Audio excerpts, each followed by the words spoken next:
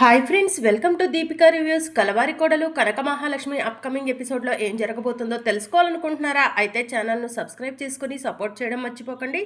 నువ్వు ఇక్కడికి వచ్చి మమ్మల్ని పిలిచేసరికి మేమంతా బొమ్మల్లా ఉన్నామా అని విహారీ అంటూ ఉంటాడు.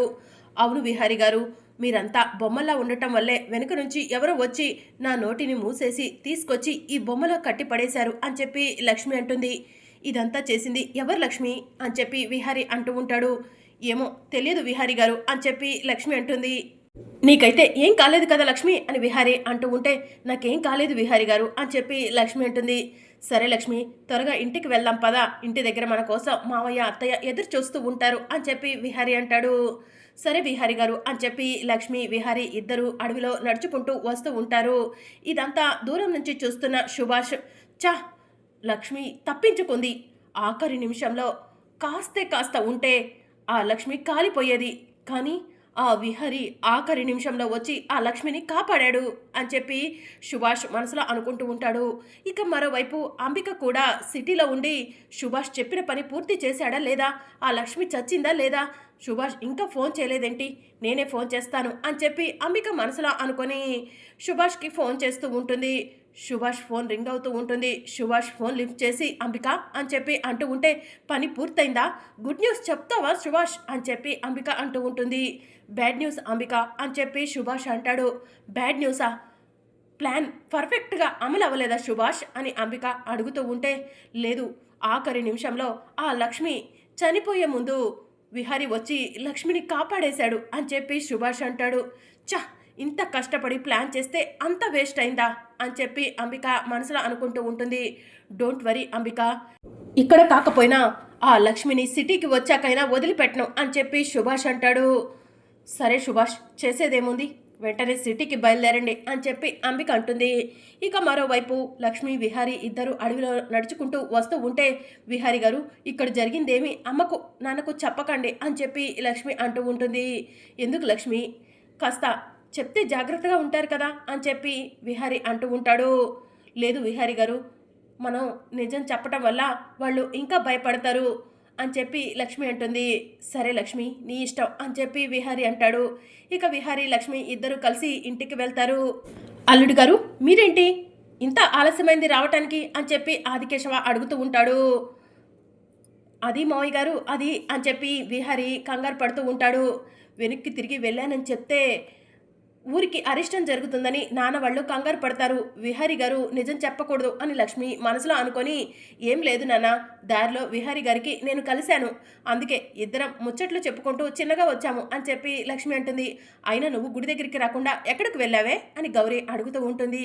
అది కాదమ్మా, గుడి దగ్గరికే వద్దాం అనుకున్నాను, కానీ అనుకోకుండా ముళ్ళ కంచ చీరకు పట్టిందమ్మా, ఎంత తీయాలని ప్రయత్నం చేసినా కూడా రాలేదు, అందుకే గుడి దగ్గరకు రాలేకపోయాను. నేను రాలేకపోతే ఏమైంది, విహారీ గారు గుడి దగ్గరే ఉన్నారు కదా, అమ్మవారి దర్శనం చేసుకున్నారు, కరువు రాక్షసుని దహనం చేశారు, విహారీ గారు అమ్మవారిని చూస్తే నేను చూసినట్టే కదమ్మా, మేమిద్దరం భార్యాభర్తలం, ఏది చేసినా కూడా ఇద్దరికీ చెందుతుంది కదా అని చెప్పి లక్ష్మి అంటుంది.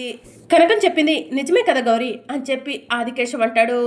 సరే రండి, ఇప్పటికే చాలా ఆలస్యమైంది, ఇంట్లోకి వెళ్ళి దేవుడికి దండం పెట్టుకుందరు అని చెప్పి ఆదికేశవ్ అంటాడు. ఇక లక్ష్మి విహారీ దేవుడికి దండం పెట్టుకుంటూ ఉంటారు.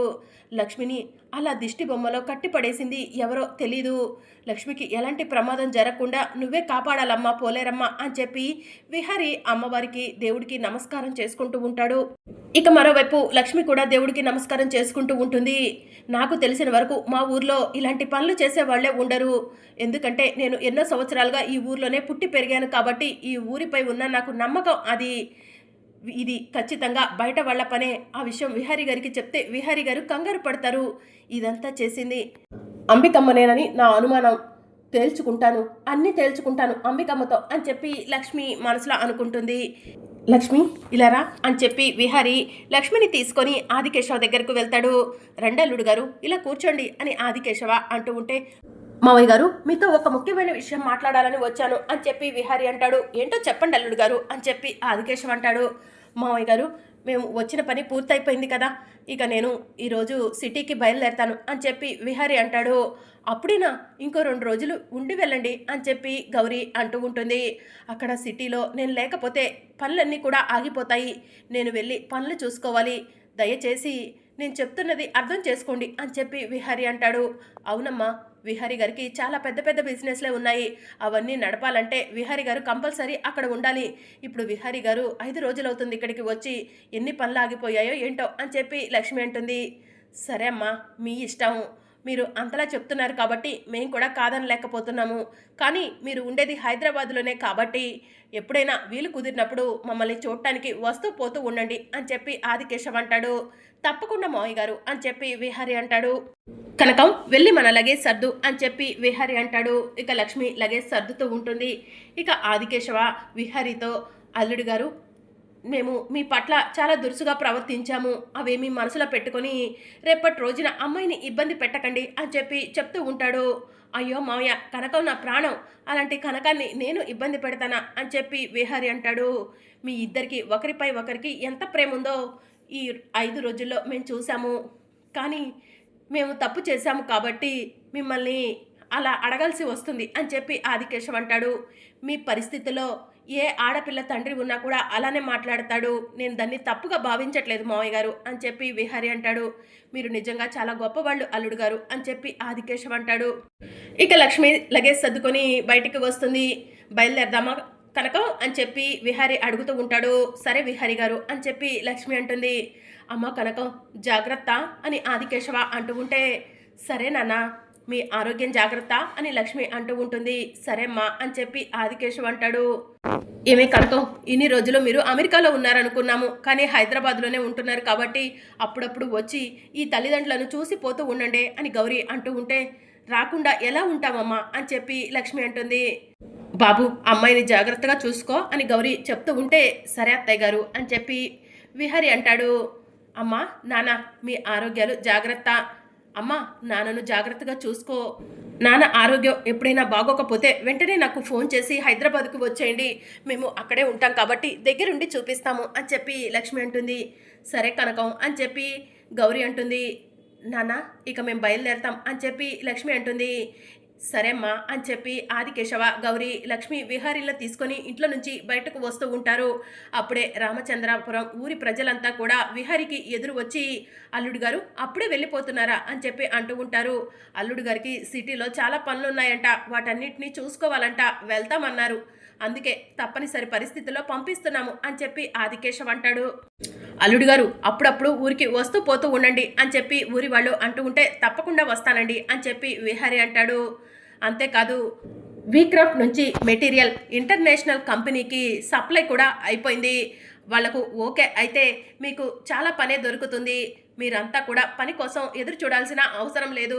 డబ్బు ఎప్పుడు కూడా మీకు చేతి నిండా ఉంటుంది అని చెప్పి విహారీ అంటాడు. అంతా నీ చరవే బాబు, నువ్వు చల్లగా ఉండాలి అని ఊరి వాళ్ళంతా విహారీని ఆశీర్వదిస్తూ ఉంటే గౌరీ ఆదికేశవ సంతోషపడుతూ ఉంటారు. సరే మావయ్య గారు, సరే అత్తయ్య గారు, బయలుదేరతాం అని చెప్పి విహారీ కార్ స్టార్ట్ చేస్తాడు. అల్లుడు గారు జాగ్రత్తగా వెళ్ళండి అని ఊరి వాళ్ళు చెప్తూ ఉంటే, సరేనండి, మీ అందరినీ మళ్ళీ కలుస్తాను, కొత్త పని మీ వరకు తీసుకొస్తాను అని చెప్పి విహారీ ఊరి వాళ్ళందరికీ బై బై చెప్పేసి అక్కడి నుంచి బయలుదేరతాడు. ఇంకా లక్ష్మి విహారీ ఇద్దరు కలిసి కారులో అలా వస్తూ ఉంటారు. విహారీ గారు, రేపు ఉదయం బయలుదేరుంటే బాగుండేది, ఇప్పటికే చీకటి పడింది అని చెప్పి లక్ష్మి అంటుంది. రేపు మార్నింగ్ ఆఫీస్లో మీటింగ్ ఉందని చారుకేశ మావయ్య ఫోన్ చేశాడు, అందుకే ఇప్పటికిప్పుడు బయలుదేరాల్సి వచ్చింది లక్ష్మి అని చెప్పి విహారీ అంటాడు. సరే విహారీ గారు అని చెప్పి లక్ష్మి అంటుంది. ఇక విహారీ లక్ష్మి ఇద్దరు అలా కారులో వెళ్తూ ఉంటారు. విహారీ గారు, మా ఊరి వాళ్ళు మిమ్మల్ని బాగా ఇబ్బంది పెట్టారు కదా అని లక్ష్మి అంటుంది.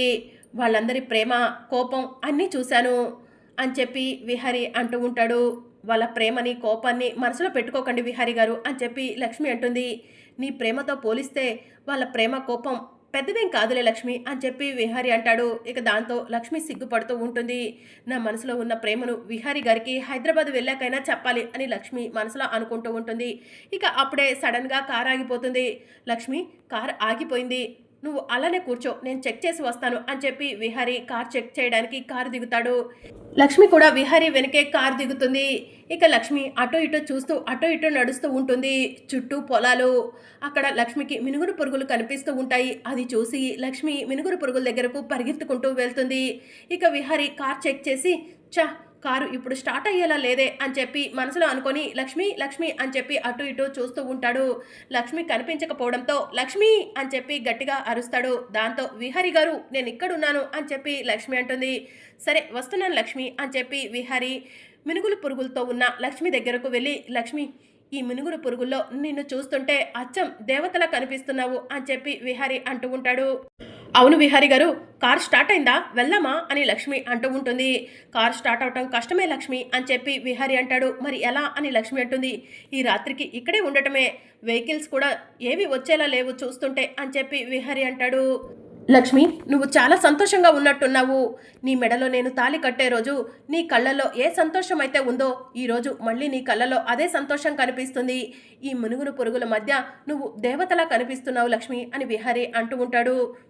మీరు చెప్పింది నిజమే విహారీ గారు, నేను చాలా సంతోషంగా ఉన్నాను అని చెప్పి లక్ష్మి అంటుంది. లక్ష్మి మన ఇద్దరి ప్రేమను ఆ దేవుడే గెలిపించాడు. మన ఇద్దరం కలవటం అన్నది డెస్టినీ, నేను నీ మెడలో తాళి కట్టడం అన్నది డెస్టినీ అని చెప్పి విహారీ అంటూ ఉంటాడు. అవును విహారీ గారు మీరు కరెక్ట్గానే చెప్పారు అని చెప్పి లక్ష్మి అంటుంది. విహారీ గారు నేను కూడా మీకు ఒక విషయం చెప్పాలనుకుంటున్నాను అని లక్ష్మి అంటుంది. ఏంటి లక్ష్మి అని విహారీ అంటూ ఉంటాడు. విహారీ గారు నేను మిమ్మల్ని ప్రేమిస్తున్నాను, నా ప్రాణం కంటే ఎక్కువగా ప్రేమిస్తున్నాను విహారీ గారు అని చెప్పి లక్ష్మి అంటుంది. ఈ విషయం చెప్పడానికి ఇన్ని రోజులు పట్టిందా లక్ష్మి అని చెప్పి విహారీ అంటూ ఉంటాడు. ఇక లక్ష్మి సిగ్గుపడుతూ ఉంటుంది. I love you Lakshmi, I love you so much అని చెప్పి విహారీ లక్ష్మిని దగ్గరకు తీసుకొని లక్ష్మి పెదాలపై ముద్దు పెడుతూ ఉంటాడు. ఇక లక్ష్మి విహారీ ఇద్దరు కూడా అలా ఒకరి కళ్ళల్లోకి ఒకరు చూసుకుంటూ ఆ అడవిలో మినుగును పురుగుల మధ్యలో ఒక్కటైపోతారు. ఆ సమయంలో సాక్షాత్తు ఆ పోలేరమ్మే విహారీ లక్ష్మిలను ఆశీర్వదిస్తూ ఉన్నట్టు కనిపిస్తూ ఉంటుంది.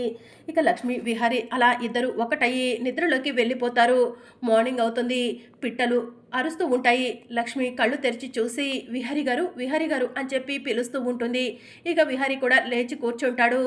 లక్ష్మిని చూస్తాడు. లక్ష్మి నుదిటిపై ఉన్న కుంకుమ చెరిగి ఉంటుంది. రాత్రి జరిగిందంతా కూడా విహారీ గుర్తు చేసుకుంటూ ఉంటాడు. లక్ష్మి కూడా రాత్రి జరిగిందంతా కూడా గుర్తు చేసుకుంటూ ఉంటుంది. లక్ష్మి ఇన్ని రోజులు నీకు అన్యాయం చేశాననుకున్నాను, నీ మెడలో తాళి కట్టినందుకు ఈరోజు నీకు న్యాయం జరిగింది లక్ష్మి అని చెప్పి విహారీ అంటాడు. కానీ సహస్రమ్మ అని లక్ష్మి అంటూ ఉంటే సహస్ర కడుపులో బిడ్డకి నాకు ఎలాంటి సంబంధం లేదు లక్ష్మి, నేను నిన్ను ప్రాణంగా ప్రేమిస్తున్నాను, అలాంటప్పుడు సహస్రను ఎలా దగ్గరికి తీస్తాను అని చెప్పి విహారీ అంటాడు. మీపై నాకు నమ్మకం ఉంది విహారీ గారు అని చెప్పి లక్ష్మి అంటుంది. నన్ను ఎవరు నమ్మినా నమ్మకపోయినా నువ్వు నమ్మితే చాలు లక్ష్మి అని చెప్పి విహారీ అంటాడు. నన్ను ఇక ఎవరు వేరు చేయలేవరు లక్ష్మి, నువ్వు నాలో కలిసిపోయావు అని చెప్పి విహారీ అంటాడు. థ్యాంక్ యూ విహారీ గారు, థ్యాంక్ యూ సో మచ్ అని చెప్పి లక్ష్మి అంటుంది. లక్ష్మి మనం ఇంటికి వస్తున్నట్టు అమ్మకు తెలుసు, అమ్మ మన కోసం గ్రాండ్ వెల్కమ్ చెప్తుందేమో అని చెప్పి విహారీ అంటాడు. అవును విహారీ గారు, కానీ ఎలాంటి సమస్యలు వస్తాయోనని భయంగా ఉంది అని చెప్పి లక్ష్మి అంటుంది. నీకు తోడుగా అండగా నేను అమ్మ ఉన్నాము, ఎలాంటి సమస్యలు వచ్చినా మా తర్వాతే నీ వరకు వస్తాయి లక్ష్మి అని చెప్పి విహారీ అంటూ ఉంటాడు. సరే విహారీ గారు బయలుదేరదాం అని చెప్పి లక్ష్మి అంటుంది. ఇక మరోవైపు యమున వసుదా లక్ష్మి విహారీ వస్తున్నారు, హారతి పళ్ళ రెడీ చేసావా అని చెప్పి అడుగుతూ ఉంటుంది. అన్నీ రెడీగానే ఉన్నాయి వదిన, మీరు కంగారు పడకండి అని చెప్పి వసుద అంటుంది. పాపం లక్ష్మి ఎన్నో కష్టాలు పడి ఈరోజు అత్తింటికి చేరుకుంటుంది, లక్ష్మికి హారతిచ్చి ఘనంగా ఇంట్లోకి ఆహ్వానించాలి వసుద అని చెప్పి యమునంటుంది. తప్పకుండా వదిన అని వసుద చెప్తూ ఉంటుంది. ఇదంతా కూడా పద్మాక్షి సహస్ర దూరం నుంచి చూస్తూ ఉంటారు. మరి అప్కమింగ్ ఎపిసోడ్లో ఏం జరగనుందో తెలుసుకోవాలనుకుంటున్నారా? అయితే ఛానల్ను సబ్స్క్రైబ్ చేసుకుని సపోర్ట్ చేయడం మర్చిపోకండి. Thank you for watching.